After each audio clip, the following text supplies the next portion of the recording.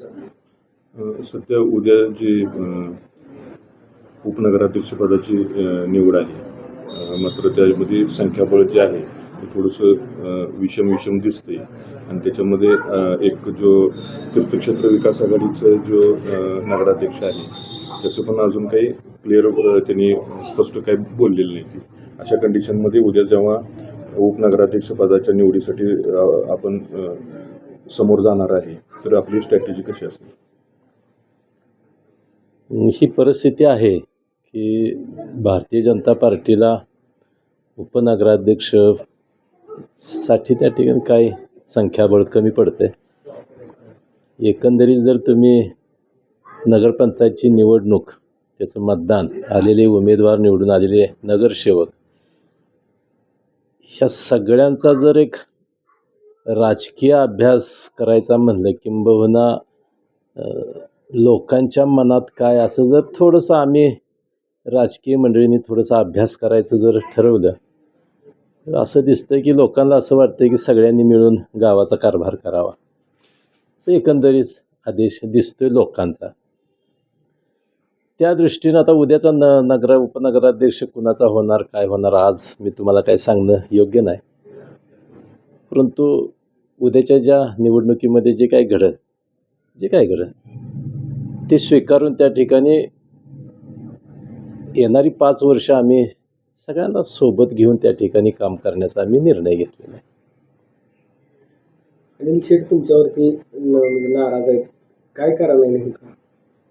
आमच्यावर नाराज असायचं काही कारण नाही, कारण ते आमच्या विरोधातच निवडणूक लढवले. राजकीय दृष्ट्या नाराज असतील, आता वैयक्तिक त्यांचे आमचे संबंध चांगले जो आहेत. कार्यक्रम झाला कुठला? अध्यक्षपदाचा पदग्रहण सोहळा, त्यामध्ये ते आपल्या मंचावर होते. होय. नंतरच्या काळामध्ये त्यांच्यामध्ये नाराजी दिसून येते. आता ते मला माहीत नाही, कारण त्याच्यानंतर काय त्यांची माझी काय भेट झालेली नाही, त्यामुळे त्यांची नाराजी काय आहे काय मला माहीत नाही. एकदा माझी त्यांची भेट झाली होती ह्या संदर्भात, पण एकदाच झाली होती, नंतर काय माझी त्यांची भेट झालेली नाही. तुमच्यामध्ये आणि शिवसेनेमध्ये एक गोपनीय बैठक झाली होती अशी चर्चा आहे. गोपनीय बैठक वगैरे निवडणुकीच्या अगोदर ती गोपनीय बैठक नव्हती, उघड बैठक होती. पालकमंत्री, आम्ही, शिवसेनेचे आमदार, भारतीय जनता पार्टीचे श्री गोपीचंद पडळकर, ह्या सगळ्यांचीच आमची चर्चा झाली होती. काय बैठक अशी गोपनीय नव्हती. आम्ही प्रस्ताव दिला होता, हे आता जाहीरपर्यंत मी सांगितलेलं आहे, त्यामुळे त्याला आता तो झालेला आहे विषय. त्याच्या फक्त ती बैठक गोपनीय नव्हती हे मात्र निश्चित. ती आमची उघड बैठक झाली, पक्षीय पातळीवर होती. भारतीय जनता पार्टी आणि शिवसेना अशी ती बैठक होती. आता काय रणनीती राहील तुमची? रणनीती काय, उद्या आम्ही अर्ज भरणार आणि लोकशाहीमध्ये जी प्रक्रिया घडते ती घडणार. उपनगराध्यक्ष आपला होईल का कुणाचा? बापूंचा उपनगराध्यक्ष हा आटपाडी शहराचा होईल. बापूंशी काही तुमची चर्चा झाली किंवा बापूंनी काही शब्द दिलाय? आता काय सांगितलं तुम्हाला, बापूंशी माझी चर्चा झाली, अनिल शेठशी माझी चर्चा झाली, चर्चा सगळ्यांची झालेली आहे आणि सगळ्या चर्चा सकारात्मक झालेली आहेत. त्यामुळं चांगलं घडेल. भारतीय जनता पार्टीच्या बाबतीत बोलायचं तर चांगलं घडेल असा मला विश्वास आहे, कारण लोकशाहीमध्ये फार असं काय म्हणतो, कॉलर टाईट करून लोकशाहीला सामोरं जायचं नसतं, लोकांचा निर्णय असतो.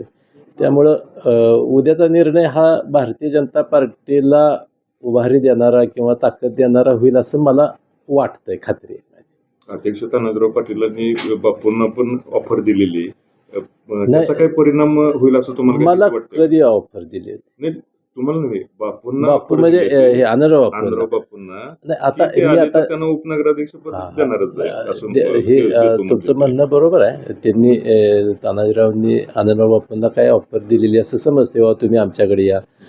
आता हा निर्णय जे नगरसेवक म्हणून निवडून आलेले आहेत, माझ्या माहितीप्रमाणे आनंदराव बापूंच्या सुनबाई आहेत, ते आणि ते कौटुंबिक आणि त्यांची काही संघटना आहे ते ठरवणार ना. मग हे त्याच्यावर कुठला निर्णय घ्यायचा, काय करायचं. त्यांनी जसं सांगितलं तसं आमची काय सकारात्मक चर्चा झाली होती. अनिल शेठ यांच्याशी आमची सकारात्मक चर्चा झाली होती, पण चर्चा होणं आणि प्रत्यक्षात काही घडणं ह्याच्यामध्ये फरक असतो. अनिल शेठ पहिल्यांदा आपल्या मंचावर होते, आज ते तुमच्यात नाहीत. आता त्यांनी चर्चेला पण पूर्ण विराम दिलाय, म्हणजे एकंदरीत त्यांनी शिवसेनेसोबत जाण्याचा निर्णय घेतलाय. त्या निर्णयाकडे तुम्ही कसं बघता?